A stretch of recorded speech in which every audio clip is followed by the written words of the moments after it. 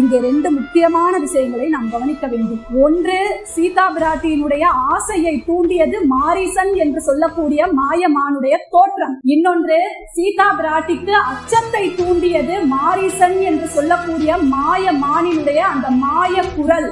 இந்த இரண்டும் தான் சீதை சிறைப்படுவதற்கு காரணம்.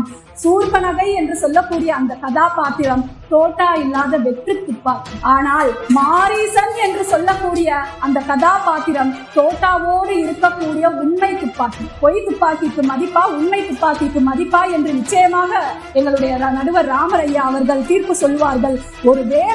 ஒருவேளை மாய தோற்றம் காட்டி அந்த மாரீசன் வந்திருக்காவிட்டால், ஒருவேளை மாய குரலை காட்டி அந்த மாரீசன் வீழ்ந்திருக்காவிட்டால் சீதை சிறைப்படுவதற்கான எந்த ஆதாரமும் இல்லை. எனவே மாய தோற்றத்தை காட்டி ஒரு காவலை விளக்கினான், மாய குரலை எழுப்பி மற்றும் ஒரு தடையை தகர்த்தினான். எனவே சீதை சிறைப்படுவதற்கு முழுமையான காரணம், முதன்மையான காரணம், முத்தாய்ப்பான காரணம் யார் என்றால் மாரீசன் மட்டும்தான்.